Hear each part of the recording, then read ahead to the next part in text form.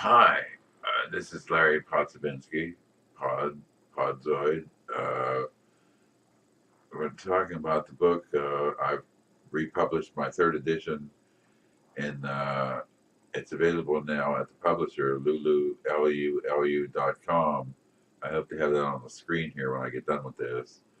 Uh, but hopefully, in another 4 to 6 weeks, it'll be on Amazon and all on book line sellers. Hopefully, it'll make it like the first two editions did.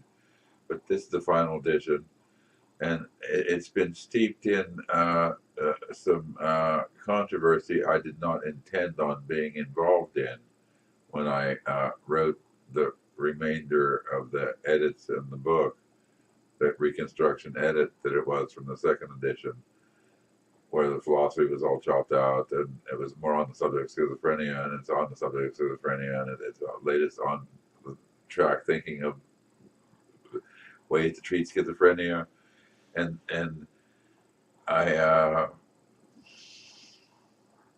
saw my psychiatrist yesterday now. Meanwhile, today is October 17th. If that means anything to you. But 2018. So my third edition has been published, and the controversy that has arisen is that for some inanely stupid reason, insanely ludicrous reason, the state of Ohio, where I live, when CBDs became legal, CBDs, cannabidiols, or whatever they're called, I mean, became legal about April 1st of 2018. Uh, well, I did research with them in the book. That I'm not going to reveal the research because you can buy the book.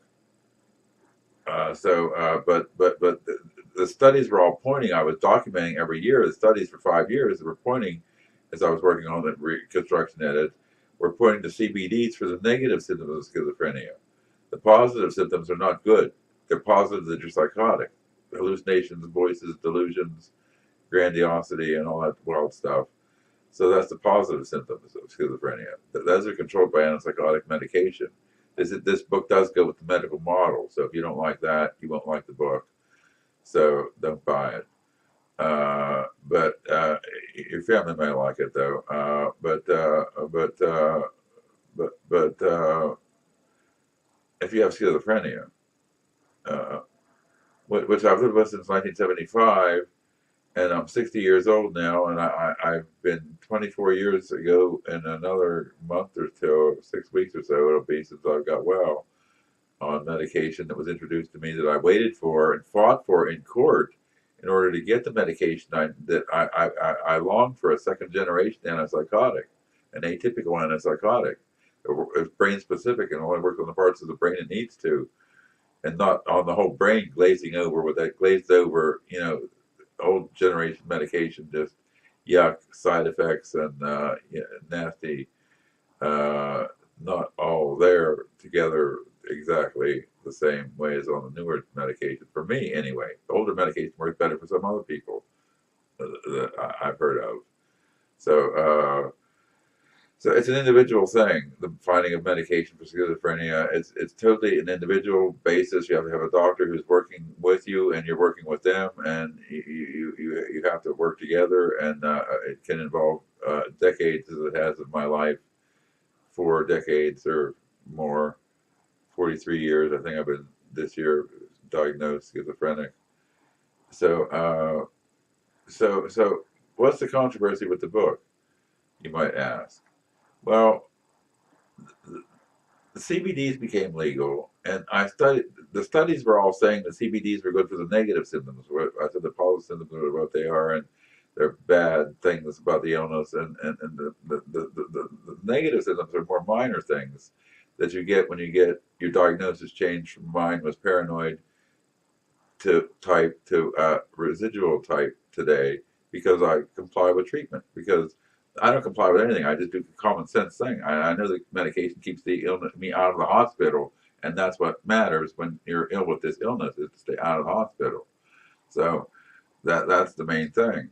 So those awful institutional places that they warehouse people in used to, and they privatized and closed down. And is that good or bad? I'm not really sure. I don't really care because I'm not going there again, and you're not taking me there because I'm not going because I'm not. I don't need to go. I don't have paranoid things, creatures in the night, stirring about, looking at me, or people behind the door listening. And I know the paranoid scene. I was there one time. That's how I know I don't have it. So the diagnosis is correct, residual type instead of paranoid type. So and it's been that way for a long time. I don't have paranoid problems anymore. I don't give a crap about stuff that isn't there. I'm in touch with reality. I just don't like it. Somebody said to me today when I told them about this, he said, well, reality is overrated. And I guess that's true. And reality is overrated. So, and you don't like it, things you can't do about it. But so what happens? So I do these studies in the CBDs where the studies are all saying that for the negative symptoms, specific symptoms that I mentioned in the book. Uh, like one symptom would be like where you've got something you even want to get done and you just cannot move. You don't want to move to do it. Well, a little bit on a CBD pen for 10 minutes, it just gets set down and I start moving and doing what I was doing when I was doing it, when it was legal for me to do this. And then, so when did it become illegal in Ohio then? This just applies to Ohio. If you're outside of Ohio, then this doesn't apply to you. But Ohio, for some lame, stupid, I think, big pharmaca reason, because the state pharmacy board said that it has to go through their labs and their quality control insurance and all this crap. When everybody was medicating for all their illnesses they've read about on leafly.com and elsewhere, 420intel.com. And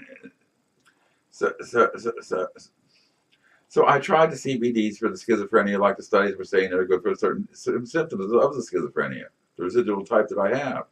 And I found that they worked quite well for certain things. So this was done during a period while it was legal. So then I published a book on August 17th, 2018, and then it comes to my attention that several weeks later that Ohio has made them illegal. So when I checked on the dates, the earliest I could find a newspaper article announcing this was August 28th, and 11 days after I published the book. So what was I supposed to do? Take the truth out of the book? So it was moot that the truth should come out of the book because it was done during a legal time to do this. But now obtaining this in the future in Ohio is going to be have to go through the regular. Only Ohio, only Ohio. I'd like to say to you up there something. I'd like to just vote you out. Gone somewhere else. I mean, uh, but I'm only one person, and I'm not multiple personality. Or maybe I could vote you out all by myself. Or maybe how about that for a joke? Uh, but uh, but so this became illegal about after I was done with my studies and after I published the book, and I couldn't go back and change the book without losing the ISBN number, costing more money to replace it with another updated version of the book then at that point. So there was no going back and saying, well, putting the disclaimer and saying, well, this was done during a certain time. So this is the disclaimer saying that in the book was done during a certain time when it was legal in Ohio, only in Ohio, only in Ohio, only in Ohio. I mean, so why does it have to be so hard? Regulated, you don't want to get me started about why it's illegal to begin with anyway in the first place, because that was all a sham and a closed door session of Congress by DuPont Chemical Company, the Hearst newspaper fortune, and the lumberjack industry, because DuPont invented a way to keep lumber paper from turning yellow. When cannabis paper, being used for generations, our Declaration of Independence is written on cannabis paper, hemp paper they call it, but it's the same thing. And so it was a closed door session of Congress, and half the medicine was made at the time with this is an ingredient in it.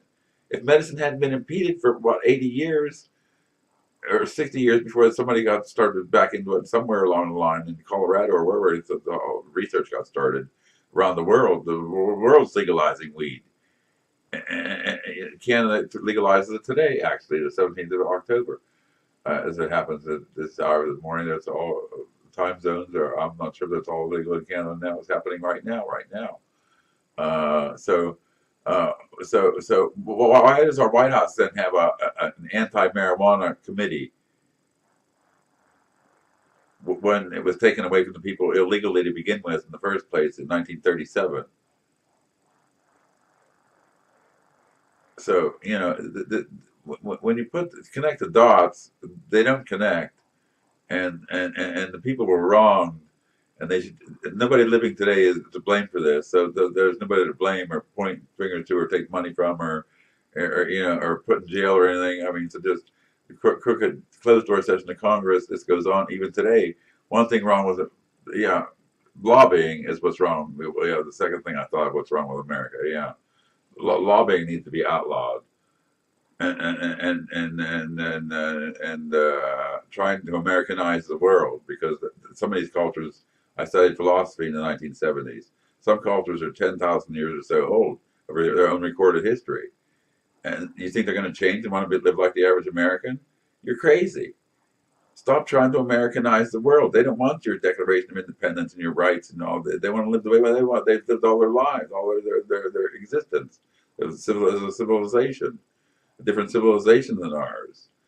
So that's where America goes wrong. Take care of your own. Take care of our own. And just stop trying to run the world the way that you would have them live their life. It's not your life for them to live. It's not their life, your life for you to live their life. So now you got me started on political stuff, and I'm not getting any more political than that because I really don't give a shit about political ism these days.